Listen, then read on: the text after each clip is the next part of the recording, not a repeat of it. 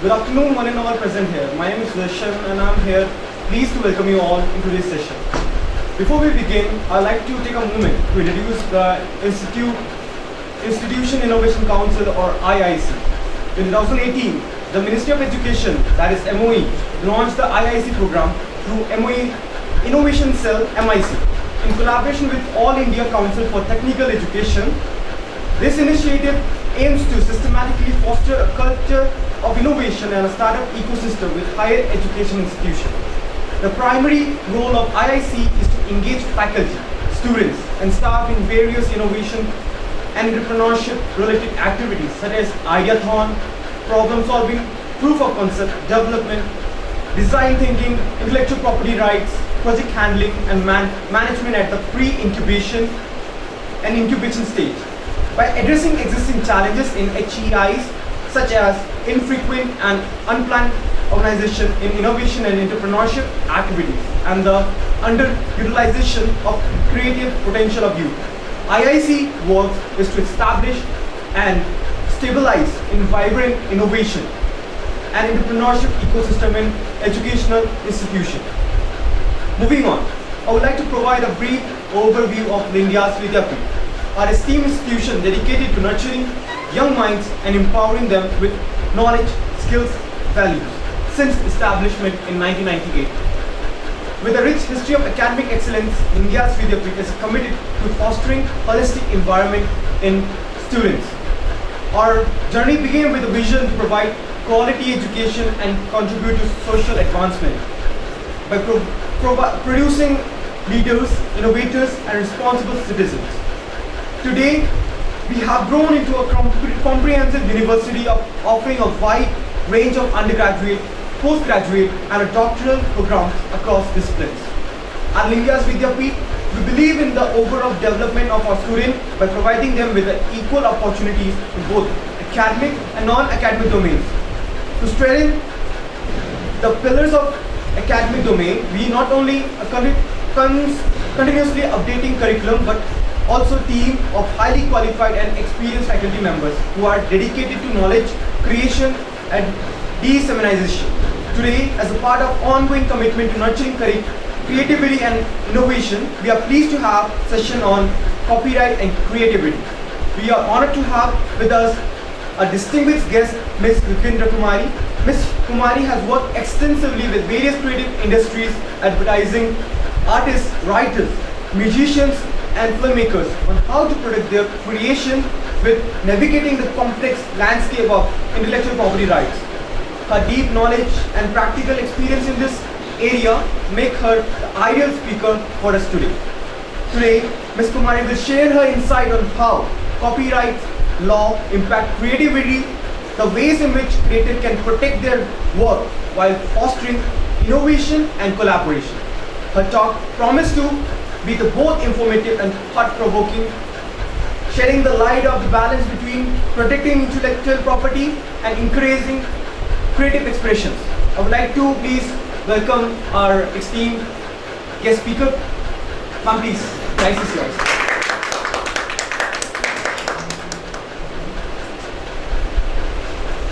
A very good afternoon to one and all present here. So, let's start with this interesting session on the topic creativity and copyright. What is creativity? Creativity refers to the phenomena whereby a person creates something new. For example, that could be a product, a solution, a work of art, etc. that has some kind of value. What counts as new may be in reference to the individual creator or to the society or domain within which the novelty occurs. What counts as valuable is similarly defined in a variety of ways. We can also define it as creativity is the process of bringing something new into being. Creativity requires passion and commitment. Out of the creative act is born symbols and myths. It brings to the awareness what was previously hidden and points to new light. The experience is one of heightened consciousness as scarcity. Creativity is universally agreed to be a good that copyright law should seek to promote, yet copyright scholarship and policy making have proceeded largely on the basis of assumptions about what it is actually. When asked to discuss the source of their inspiration, individual artists describe a process that is intrinsically inapplicable. Creativity is invoked in nearly every statement supporting the case of copyright law. Most research has implied that creativity is beneficial as it facilitates and enhances problem solving, adaptability, self-expression, and health. However, creativity is easy to be perceived but hard to be defined. Currently, copyright protects all original expression fixed in a tangible medium of expression which includes among other works that could be books, motion pictures, sound recordings, broadcasts of sporting events and video games, provides authors the exclusive right to control almost all uses of their writings, including the ability to create new works based upon the original. And protection lasts for the life of the author plus an additional 70 years. The logic behind this expansion is straightforward. That is, copyright law provides authors with exclusive rights in their works. In turn, these exclusive rights allow successful authors to obtain financial reward for their work by creating a market for those works without resort to private or government patronage. The greater the protection, the greater the reward, the greater the reward, the greater the incentive to create new works, and the greater the incentive to create new works, the greater the number of new works created. To paraphrase Macaulay, by increasing the financial bounty available to authors, we ultimately increase the public's bounty of new works of authorship. In other words, copyright law promotes creativity. Let's discuss about what is creativity and originality. It has been said that all legal questions are in the last analysis questions of degree, requiring judicial line drawing. In the same way, copyright law is replete with such questions. It is supported by the question that what should be the quantum of originality necessary to support copyright. That is, how original your work should be to get it copyrighted. So, however, it is not the more troublesome questions of degree inherent in copyright law, as the line to be drawn includes almost any independent effort on the side of sufficient originality.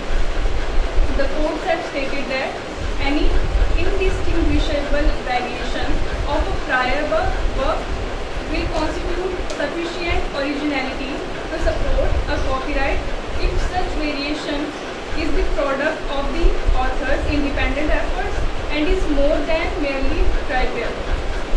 An original literary work is the product of the human mind, which may consist of a series of verbal or numerical statements, not necessarily possessing aesthetic merit, capable of being expressed in writing, and which has been arrived at by the exercise of substantial independent skill, creative labor, or judgment. An original literary work may enjoy protection even though it is devoid of any aesthetic merit. Most research has distinguished that creativity is beneficial as it facilitates and enhances problem solving, adaptability, self-expression, and health. However, creativity is easy to be perceived but hard to be defined. Similarly, it also seems hardly possible to define what creativity exactly is. As Hoffman commented, it is hard to define, but we think we know it is when we see it. So, studies show although the problem of creativity is beset with mysticism, confused definitions, different definitions are reflection and manifestation of different types of creativity. Let's discuss about creativity in our day-to-day life. Creativity plays a major role in our day-to-day life, whether that be in art, singing, playing, thinking, even the way of cooking food, dressing style, etc. But the exact question is about the creativity which can be protected. However, there is a debate about this, with some scholars focusing on eminent and unambiguous rather than everyday creativity. But now it suffices to say that creativity is a potential each of us shares and a talent each of us should employ probably every day. Now the point of discussion is everyday creativity versus eminent creativity. The subjects of studies of eminent creativity are eminent creators. Eminent creators are those well-known individuals who have received widespread public acclaim for their contributions to society. Biological perspectives on creativity have raised the question, do exceptional or eminent creators have genes or brains or something that the rest of us do not? Researchers found that brain provides humans with a productive, proactive and generative mind. And also it has come to confirm the assumptions that the human brain supports different kinds of creativity and different human brains lead to different kinds of creativity. Every creativity may be copyrightable but should fall in the category of subject matter to copyright. The object of the copyright law is to promote the creativity for the development of society. Copyright law reflects a balance of competing claims upon the public interest. Creative work is to be encouraged and rewarded, but the copyrighted material should also serve the public at large, which means that the art should be available to public for developing knowledge and art in the society. Traditional hierarchies of producing, distributing and consuming creative and expressive products were based on scarcity. The scarcity of training in the discipline of creative production, the scarcity of access to the tools and technologies, and the scarcity of creative goods themselves. Next we'll discuss about creativity under Indian Copyright Law. Under Copyright Act 1957, copyright keep your head above water in original literary, dramatic, musical and artistic works, cinematograph films and sound recordings. Under the Indian Copyright Act 1957, there is the prerequisite of expression of original ideas and the expression is protected, not the ideas are protected. Under the Indian Copyright Law, there is no high requirement of creativity in the copyrighted material, only there must be some originality. That is, your work must be original in order to get copyrighted. The degree of originality differs from cases to cases. In India, there is no case till now which had emphasized on the aspects of requirement of creativity. The only thing which is looked by the Indian courts is the requirement of originality and the expression of the original idea. In Entertainment Network India Private Limited, Super Cassette Industries Limited, the Supreme Court held the Clause A of Section 13(1) protects original work, whereas Clause B and C protect derivative work. The word original does not mean that the work must be the expression of original or inventive thoughts. The Indian Copyright Act does not require that the expression must be in an original or novel form, but that the work must not be copied from the other work. We find the evolution of creativity in the feast case, but there is no such case in India which had laid down some requirement of creativity. India should promote creativity. Creativity should be required in every copyrighted material. At least some amount of creativity should be there, because there may be many original things, but the creativity part may be lacking in that. If we bring creativity in copyrighted material, that is, if we merge copyright and creativity and make it a requirement, then the growth and development in the fields of copyright will gradually increase.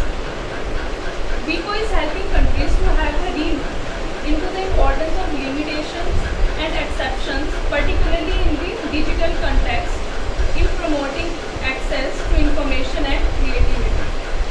The objectives of limitations and exceptions need to be looked from the perspective of the society in furthering access to information and facilitate creativity. In compilation of databases, the creativity should be made compulsory because in the database making there is no originality in the context. The database is the compilation of many original materials.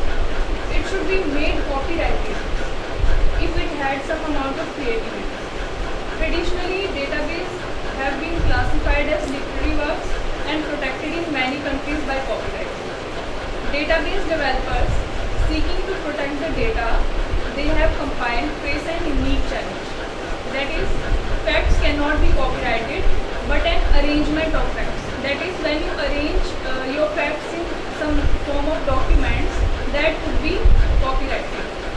But only if it features an original selection or arrangement that possesses at least some minimal degree of creativity. Next, swing away from the traditional doctrine. In the case of Eastern Group Corporation versus D.B. Moder, the court witnessed a shift away from its traditional doctrine, enunciated in University London Press versus University Victoria Press, and adopted the Feast Publications Inclination versus Rural Telephone Services Corporation position of modicum of creativity, adopted by the US Supreme Court. As early as 1924, while interpreting Section 2 of the Imperial Copyright Act 1914, in the Privy Council of Macmillan Company versus J.K. Cooper, the court held that the word original does not mean that the work must be expressions of original or inventive thoughts, but it should not be copied from others. In Kartar Singh Gyani versus Lodha Singh, it was observed that copyright law does not prevent a person from taking what is useful from an original work with additions and improvements. The court conferred copyright on a work based on the labor and skill invested in producing the work. This was followed in many subsequent cases. The Supreme Court analyzed the concept of originality while deciding whether the film Nurali infringed the copyright in the play Hum Hindustani. There were considerable similarities between the play and the film. The court observed the film as having broader perspective, and there was dissimilarities in scenic arrangements and presentation. The work was held original and non-violation of copyright in the film. This approach underwent a paradigm shift in the EBC case, where the court departed from the earlier followed approach by its English counterparts, entitled towards the new requirement of having some amount of creative work to confer copyright protection, which is also known as modicum of creativity. Prior to EBC case, the common conception of originality is that the work should originate from the author as presented by Peterson. When determining whether question papers which contain within them ideas taken from the public domain were original works, the word original does not mean that the work must be the expression of original or inventive thought. An idea can be expressed in a number of ways, and it is only the modes of expressing the idea that are given protection. That is, your idea could be similar, but the way of expressing the idea makes it unique. Copyright acts are not concerned with the originality of ideas, but with the expression of thought. This approach by the court was termed as sweat of the brow or industrious labor. The sweat of the brow theory considers skill and labor as the only requirements of originality. Creativity is no criterion in this theory. Another test enunciated in University London case was what is worth copying in prima facie worth protecting. The US test for originality, cited two words, requires not only that there be some amount of independent input by the author of work, but that the work have a creative spark as well. The court here departed from its conservative and broad definition of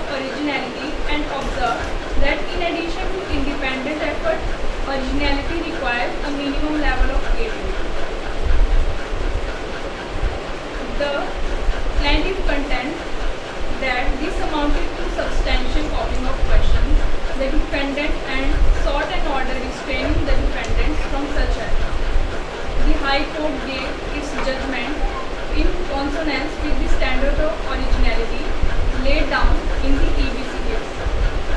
Since there was no attempt to show creativity, High Court heard that the plaintiff's claim of copyright is no maintainable. Further, the court noted that the involvement of the board in the creation of syllabus did not suggest that there could be any creativity in the schematic arrangement of chapters. As stated earlier, copyright protects expressions, not ideas. That is, if you have an idea that could not be protected, but if you transform that idea into documented form, that could surely be protected as well as copyrighted. Also, it does not protect expressions which are closely interlinked with ideas as extension of protection. For such expressions, we in fact protect the ideas. Applying this doctrine, courts have refused to protect the expression of an idea that can be expressed only in one manner or in a very restricted manner, because doing so would confer monopoly on the idea itself. In Narendra Publishing House case, the court reasoned that mathematical questions are expressions of laws of nature. Since language is a limited medium, such laws of nature can be expressed only in a few ways. Hence, extension of copyright protection for questions would deny access to ideas that they encompass. In conclusion, originality is the basic requirement for copyright protection in the every nation's law. The work to be copyrighted must be original. The courts of US earlier established the principle of rewarding every labor which comes out with original material which should not be copied. There was no requirement of creativity at the early stage of development, but copyright, slowly the judiciary started shifting to the creativity part along with the originality. The countries which are not so developed in accordance to the socio-economic aspects, then they should make the awarding of copyright protection liberal. The countries which are developed, they should make creativity the main criteria for copyright protection along with originality. The developing countries should promote the development in the country by motivating the copyright holder, by not making strict laws for granting copyright protection. There may be also situations like if we allow copyright merely on the grounds of originality and not taking into consideration the creativity part, then there will be crowd for materials to be copyrighted in the developed countries. So, creativity and copyright should go hand in hand. The evolution of creativity was done in phase case and slowly it was adopted in several cases, and in this way the standard of creativity was developed. Before Feast, the courts had developed sweat of the brow. Under this doctrine, the courts used to award copyright where labor was involved, but that is not consistent with the principles of copyright. The copyright should be only provided to those who have created something original, and that too with creativity. If we go on awarding copyright protection to every original material not having creativity, then it will make difficult to motivate people for creative objects. The way the courts have shifted the grant of copyright depending on creativity from just granting copyright on labor is a welcome approach that should be always followed, because then only the people will be motivated to do something creative. Sweat of the brow doctrine is not valid only if modicum of creativity is the best which can be copyrighted. Thank you.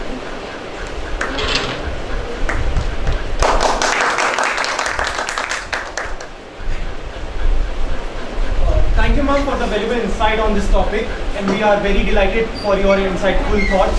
on this topic. Thank you very much, everyone.